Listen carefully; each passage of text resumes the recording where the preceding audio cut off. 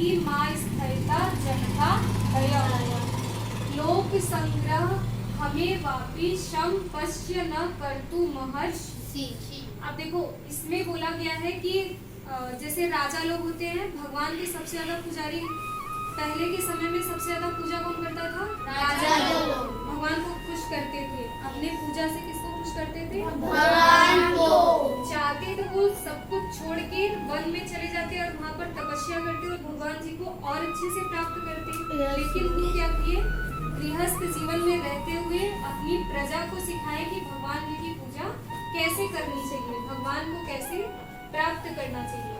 उन राजाओं में सबसे अच्छे राजा हमको कौन लगे, या फिर इस श्लोक में जो लिखे हैं? जनक। जनक कौन है? यस मैम, पिता।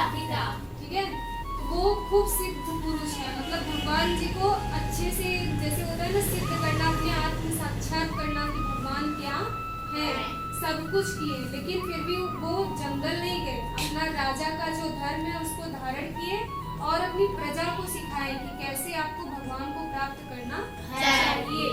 तो ये श्लोक हमें यही सिखाएगा कि हमें भगवान की प्राप्ति के लिए ये दुनिया को छोड़ के भागना नहीं है कि भागते रहो, भागने से भगवान की प्राप्ति हो जाएगी। नहीं, आप गृहस्थ में रहते हुए भगवान जी की प्राप्ति कर सकते हो। देखो, कर्मण्यो हि सन सिद्धि मां स्थिरता। कर्मण्यो का मतलब होता है कि आप अपने कर्म को करते रहिए। ही मतलब होता है निश्चय, सन सिद्धि मां स्थिरता, में रहते हुए कर्म को करना है। अपने कर्म को क्या समझना है? कर्तव्य। वो कर्तव्य आपको किसने दिया है? भगवान जी ने।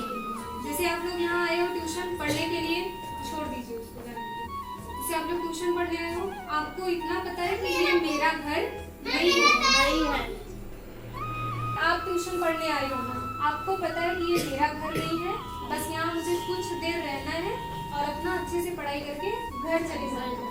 वैसे ही आपको इस दुनिया में रहना है कि मुझे मेरा परिवार जो है, यहाँ भगवान जी ने ये मुझे परिवार दिया है, इसमें रहना है। उनको याद करते हुए उनकी प्राप्ति के लिए क्या करना है? हमें अच्छे से हर काम को भजन के रूप में करना है।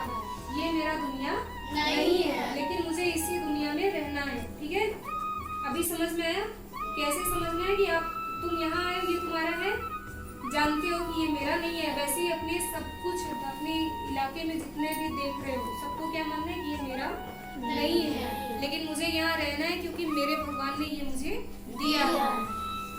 वही है कि जो सिद्ध महापुरुष होते हैं उनकी स्थिति हम प्राप्त कर लेते हैं। कब प्राप्त कर लेते हैं? जब हमारा ऐसा विचार होता है। लोक संग्रहे गहे वापी संपश्य न करतु महर्षि। ये जो लोक है, इस लोक में हम क्या करेंगे? प्रभु जी को संपन्नता से प्राप्त कर लेंगे।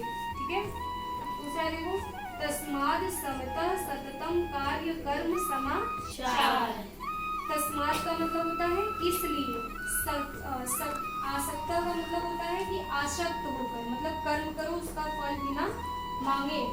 सतता मतलब हमेशा, कार्य मतलब कर्तव्य रूपी जो आपका कार्य है, कर्म को आप करते रहो। यहाँ समाचार का मतलब क्या होता है? करना, वो न्यूज वाला नहीं। ठीक है, समझ में आए? इसलिए आपको आसक्त रहते हुए कर्म को करना है, बिना कर्म के फल की इच्छा किए।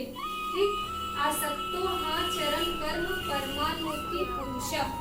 आसक्त का मतलब क्या होता है? जो मतलब फल की इच्छा नहीं करते और कर्म करते रहते हैं, उन्हें क्या प्राप्त होती है? परमानोति पुरुष। वो परम जो ईश्वर होते हैं, परम ब्रह्मा की प्राप्ति करते हैं। ठीक है, उनको यहाँ हो सकता है कुछ ना मिले, लेकिन उनको मिलेगा क्या? ईश्वर की प्राप्ति। एवं प्रवर्तित चक्रम नानुवर्तयति यः। एवं का मतलब होता है और, यहाँ प्रवर्ति मतलब होता है जो वेद के द्वारा स्थापित किया गया है। चक्र मतलब चक्र, वेद के द्वारा जितने भी नियम स्थापित किए गए हैं। नानुवर्तिया मतलब जो वेद के द्वारा स्थापित किए जीवन को नहीं जीते, आपसे अपना जीवन व्यतीत नहीं करते। अघायु इंद्रिय यरामो मोघम पार्थ स जीवति। अघायु का मतलब होता है कि वो पाप पूर्ण जीवन व्यतीत करते हैं। इंद्रिया रामो मतलब अपनी इंद्रिय के सुख के लिए जो भोग करते हैं वो कैसा जीवन करते हैं, पाप पूर्ण। अब देखो सुबह हुआ आप लोग नहाए धोए खाए पिए सो गए, ये तो जानवर भी करता है, तो हम इंसानों में अंतर क्या है? हमको यहाँ भगवान जी किस लिए भेजे हैं?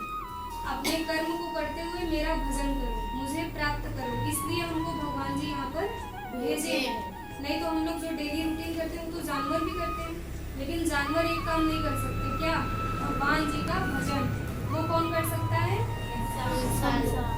मोघम पार्थ स जीवे, वो अपने जीवन को व्यर्थ ही जीते हैं। मोघम का मतलब व्यर्थ, जो भजन वजन नहीं करते हैं, खाली ये दुनिया की विलासता में जीते हैं, वो क्या होते हैं? अपने जीवन को व्यर्थ ही जीते हैं। तो हमारा उद्देश्य क्या होना चाहिए? भजन करना चाहिए। सारे काम को करते हुए वो सब कुछ भजन मान के अलग से भी टाइम निकालना चाहिए भजन करने के लिए। क्यों पता है? क्योंकि जब हम मम्मी के पेट में होते हैं 9 महीने से पहले जब हम भगवान जी से क्या बात करके आते हैं कि आप हमें भेजो यहाँ पर, हम आपका भजन खूब ढेर सारा करेंगे। और जब हम पेट में रहते हैं ना, जितना दर्द मम्मी को होता है उतना ही तकलीफ हमको भी होता है। और उस टाइम हम भगवान जी से क्या कहते हैं कि प्लीज हमें यहाँ से बाहर निकालिए, हम आपका बाहर निकलने के बाद खूब भजन करेंगे। और बाहर निकलने के